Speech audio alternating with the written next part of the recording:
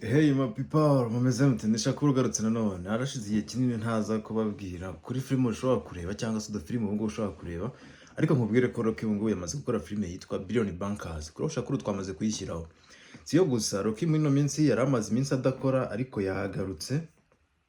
Aho agarukiye rero ari kugenda atama ibintu byinshi cyane kubera ko hari filime nyinshi twagiye dushyiraho ze nk'urugero nka Bahubali. Bahubali yari isanzwe hari Be the Great yari yarayikoze ariko Rocky yarongeye ayisubiramo ku bantu bakunda ibihinde. Filime ni sawa cyane. Billion Bankers yamaze kuyikora. Ni agafilime keza kagira ama episode 8 kagahita karangira. Ni agasizoni k'abantu barabeshywa ngo gisigiye kurangira bakabwira ati mugomba kwishyura amafaranga tukabashyira ahantu muri tano kugira ngo ibyo bintu biri kuba hejuru by'isi by'intambara ya gatatu y'isi bitazabageraho, bakishyura ibyo biciro abanyamafaranga rero kugira ngo ibiciro byabo bibarokore. Ariko abari purani yakinwe bakabereka ibintu bimeze nk'aho ari ibyanyabyo. Sizo gusa rero undi musobanuzi uri gutwika mwino minsi bita Skov afite agasizoni twashyizeho gashyashya kitwa Steel episode 6 finale. Rero ku bantu bakunda zino za Maxio naho murandiriho. Sankara afite filime ebyiri za danger, harimo yitwa Clay War, hakabamo n'iyitwa Flight 666, Flight 666. Flight 666 irihora ukuntu not sure ko abantu bose bayikunda, ariko niba udakunda biriya bintu biteye ubwoba bikanganye ntaga filime wakirebera. Ari ni filime twashyizeho, hari filime tugenda tugaragaza kera nka Emancipation filime ya Will Smith twayisubijeho yakozwe na Rocky ivuga kuri biriya bihe by'ubucakara. Filime nka Warang The Beginning, Warang nayo twayishyizeho episode 20 finale yagezeho. Ubu turi gutegura kandi gafilime tubaha kari HD, ariko mwino minsi turi kwibanda kuri filime zirangira cyane gusa kuko twamaze kubona ko abantu benshi badakunda season, ariko turi kwibanda kuri filime zirangira. Abantu bari kumbaza Prison Break twabonye idafite umufana cyane, ariko niba uyishaka andika muri comment iti Prison Break twigende, turajyana nayo nta bintu bya danger kuko irahari. Season ya 5 yamaze kuboneka HD, twari twashyize 3. Izi ni filime zishobora kuba zitararangiye ariko warayikunze, mbonye abantu nk'icumi cyangwa 20 bavuga ko iyo filime bayikeneye ko twayisubizaho twayishyiraho ikarangira. Sizo gusa rero zagiye ziboneka mwino minsi ishize kuko abasobanuzi benshi bagiye bakora. Hari indi filime Rocky yakoze yitwa The Internship nayo Skov yari yarayikoze, ariko Rocky ari kugenda azisubiramo. Icyamamare nyine kiri kuzisubiramo, ariko ntacyo biba bitwaye nyine kuba yazisubiramo. Ni filime nziza cyane, ariko uwo musobanuzi bita Skov ari mu kazi. Hari n'izindi filime nyinshi afite nk'iyitwa The Rip, abatipe bagwa ku kintu cyitwa ibiceri bari gusaka inzu.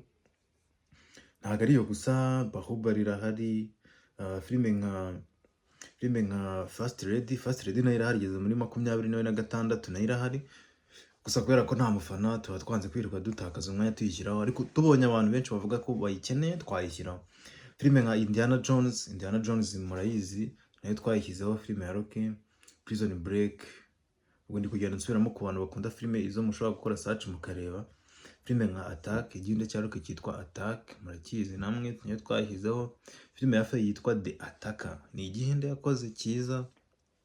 The Attacker. Filime nka Ambulance ya Giti, Great Battle ya Savimbi, The Great Battle. Filime yitwa Addicted ya Sankara nayibatura mukajya kureba nawe mukunda filime ziri romance. Hari abantu bikundira ibintu biri romance, zira filime ziri romantic, harimo n'ibintu harimo n'imikino nyine harimo n'imikino birimo. Ushobora kwireba ni umugore nawe ukundana n'umugabo, ariko umugabo we ngo ntago aba amushimisha cyane mu buriri, ntago amubonera umwanya. Bahora mu kazi, umugore akaza ati sheri bimeze bite, umugabo agahita kwepa. Yakwepa rero umugore akajyana muri galeri abakoramo. Wa mugabo uri mu ndirimbo ya Amint You ya Lil Wayne na Jennifer Lopez ni wiyeze. Wa mutipe ukinamo ntago nibuka izina rye, niwe burimo, niwe ukina nka acteur. Umugore agenda akamubona, umusore mwiza Bogart, bikarangira babisoje nyine. Indi filime twashyizeho ni filime yitwa Avatar 2, ariko mu buryo buri HD, mu mashusho ya HD. Avatar igice cya 2 rimwe nayo irahari yakozwe na Yanga kandi nayo kuri website iriho. Avatar 2 mu gihe dutegereje ko hari umusobanuzi ukora 3, twabaye dushyizeho 2 mu mashusho meza. The Way of the Water 3 nayo irahari. Ash and Evil nayo yamaze gusohoka mu minsi iri imbere zaza. Indi filime yasohotse nshyashya yitwa Akish 2, Ashiki 2 ndiba mwarayibonye. Yura mutipe bita Aditya Kapoor ikinnye aba ari umuhanzi, yasohotse kera nawe nibuka neza 2008 2010 gutyo, muri iyo myaka nibwo yasohotse. Rocky yarayikoze, ni igihinde cy'umutipe uri umuhanzi azamura umukobwa yamara kugafata umutipe agashaka kubivamo nyine bikarangira niyahuye. Rero igice cya kabiri cyayo cyenda gusohoka, hope ko Rocky nacyo azagikora mwino minsi tukazayireba. Indi filime rero ni filime yitwa Goal Dream Begin cyangwa se Igitego inzozi zigatangira.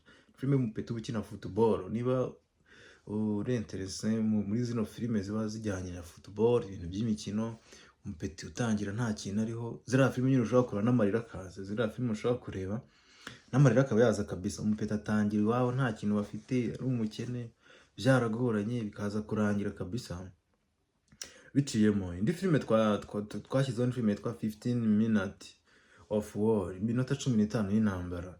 Filime yakozwe na Giti. Izo zose mba nkubwira ngo tuba twashyizeho mu mashusho meza, ushobora kujyaho nayo ukayireba.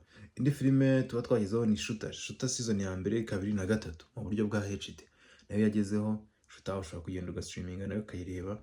Mbibutsa ko abantu banizere ko nta muntu ukirekera mu bibazo by'amahadi, twashyizemo uburyo ukandaho bakadisplayinga kwa kundi biba inshuro 3 gusa ugitangira.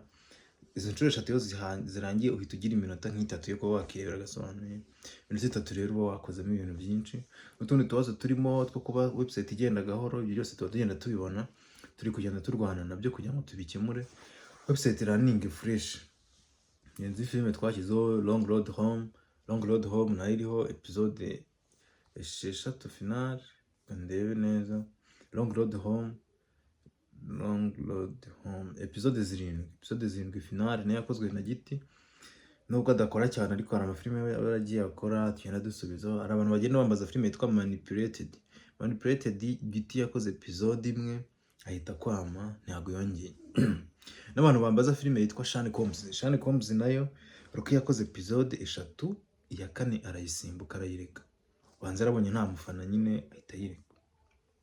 Ziri filime twashyizeho nk'abantu bakunda zira filime z'amaction, noneho zimwe ziba zirimo nka Kung Fu za Sankara, zimwe yakoraga kera za Red Redemption nayo iriho. Red Redemption twashyizeho 1 na 2, ntago ariyo gusa, hariho filime nyinshi twagiye dushyiraho ndagira ngo ncemo ku buryo nka Sisu 2 twari twayivuzeho irahari, ya wa musaza uba wigira muri za Belarus udapfa kabisa, baba bamwita ngo niba ari Makoye, niba ari sinibuka fresh, ariko abarenze Rakasa twarayirangije. Season 5 episode 10, episode 10 finale nayo twarayirangije. Rakasa 5 ubwo nizambere ziba zigiye ziriho. Abantu bambwira ngo season ngo nese ngo Prison Break ngo season ya mbere tutayibona.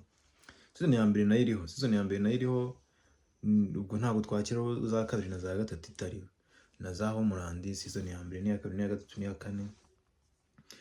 Yes, ubwo rero yari Shakuru naje kubabwira utuntu ushobora kuba ureba mwino minsi. Abakunda romance, Killing Me Softly iriho.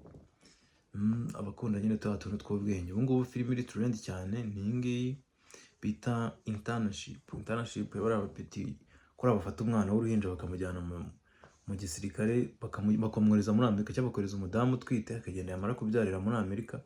Umwana akazakorera muri Amerika akakora ari umunyamerika, akajya muri gahunda z'abanyamerika, kumbe gahunda ari ukuzanika USA. Ibyo bintu ngabo rusa barabikora cyane.